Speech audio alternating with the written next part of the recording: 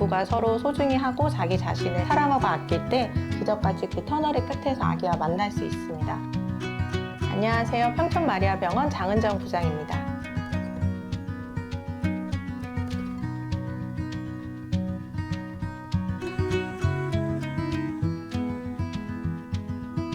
반복 착상 실패는 체외수정 시술 시 질 좋은 배아를 이식했음에도 불구하고 연속적으로 임신이 안 되는 경우를 얘기를 합니다. 통상적으로 연구나 건강보험 기준에서는 3회 이상 임신이 실패한 경우를 반복 착상 실패라고 보고 있습니다.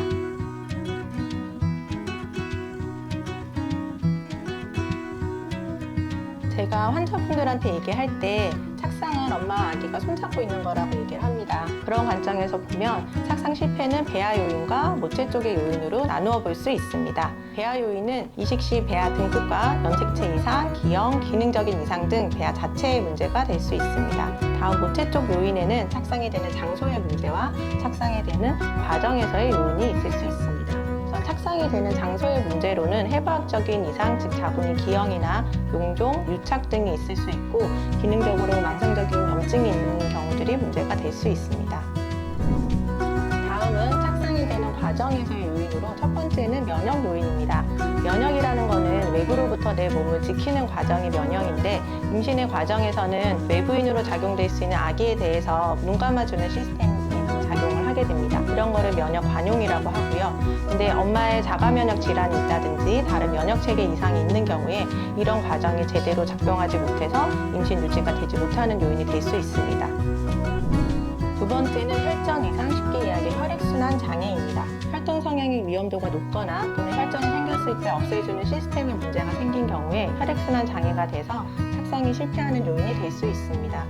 세 번째는 내분비학적인 이상 및 호르몬 불균형입니다. 갑상선 호르몬 이상을 초래하는 갑상선 질환이나 조절되지 않는 당뇨병, 고프로라틴 혈증 등이 직간접적으로 착상을 방해하는 요소가 될 수 있습니다. 마지막으로 스트레스 및 기타 간염성 질환을 포함한 기저질환에 대한 조절입니다. 극단적이긴 하나 전쟁 등의 스트레스 상황이 되거나 급성 만성 염증이 있는 경우 내가 고혈압, 당뇨 같은 기저질환이 있는데 조절이 되지 않는 경우에는 우리 몸을 보호하기 위해서 임신을 은연중에 회피하도록 작동하게 됩니다.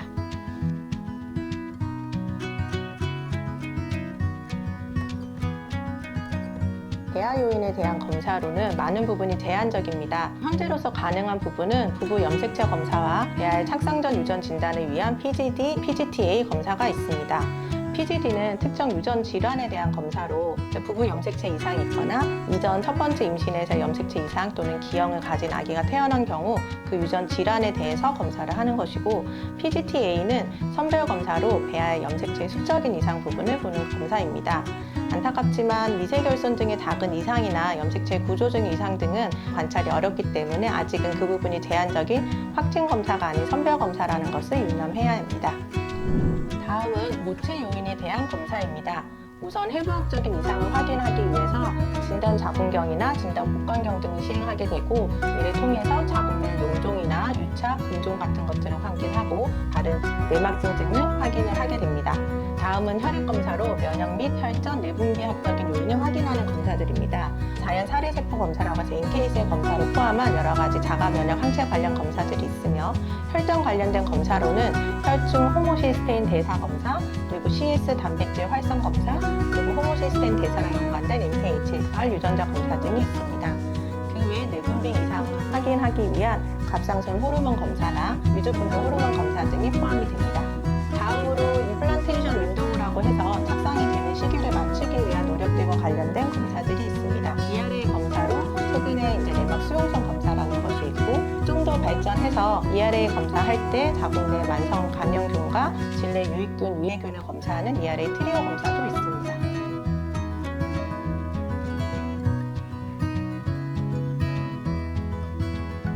배아 요인에 대한 근본적인 치료는 아직까지는 어렵고 대신 PGD 또는 PGTA를 통해서 이상이 나온 배아에 대해서는 이식에서 제외하는 방법으로 진행을 하고 있습니다. 대신 배아 수정을 할 때 미세 수정을 시행하거나 또는 픽시 임시와 같은 특수 미세 수정을 해보기도 합니다. 배아를 키우는 배양에게 여러 성장 인자들을 추가하기도 하고 배양 환경을 위해서 배아 관찰경이나 진동 배양 활성 같은 좋은 배양 환경을 제공하는 등 좀 더 질 좋은 배아를 만들도록 연구실에서 노력을 합니다. 다음 모체 요인에 대한 치료로 우선 해부학적인 요인에 대해서 앞서 진단 자궁경과 진단 복관경을 통해서 이상 병변이 발견된 경우에 가능한 부분은 제거, 교정을 시행하고 진단 자궁경을 할 때 내막 자국술 등을 통해서 채취한 조직 검사를 통해서 만성 염증 등이 확인된 경우 항생제 치료 등을 시행할 수 있습니다.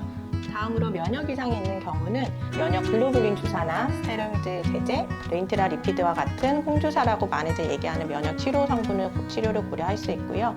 항인지질 항체 증후군이나 혈전 이상이 있는 경우는 어린이용 아스피린이나 혈전용의 주사 같은 혈액순환 개선을 위한 치료를 시행할 수 있습니다. 호모시스테인 증가가 있는 경우 이거를 제거하기 위한 고용량 엽산 및 비타민 B군의 복용을 권유합니다. 이와 관련된 anti-HFR 유전자 이상이 있는 경우는 일반 엽산이 아닌 활성형 엽산으로 교체 복용을 하도록 권하고 있습니다. 그 외에 내막 수용성 검사 등을 통해 확인된 날짜에 맞춰서 이식을 시행하거나 또는 퇴친날 시행한 호르몬 레벨에서 이상 소견이 있거나 호르몬 균형이 안 맞는 경우에는 당해 이식은 미루고 동결해놨다가 다음 주에 동결배아 이식으로 전략적으로 진행하기도 합니다. 마지막으로 만성적인 스트레스 관리와 갑상선 당뇨 같은 기저질환 관리를 통해 기본적으로 건강한 컨디션을 유지하시도록 하는 것이 중요할 것 같습니다.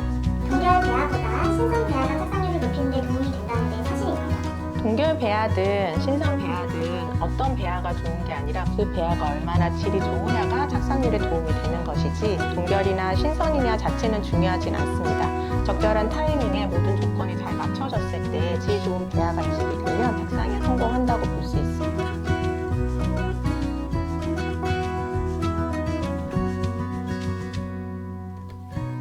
네, 할 수 있습니다. 제가 환자분들한테 항상 얘기하는데 세상에 절대는 없습니다.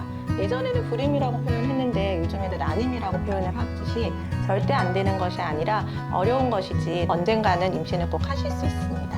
하나, 둘, 셋.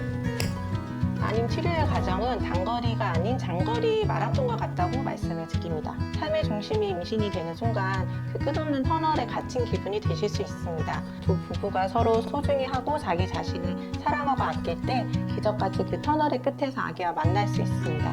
저희는 늘 그 기적의 순간에 함께 하기를 기원합니다.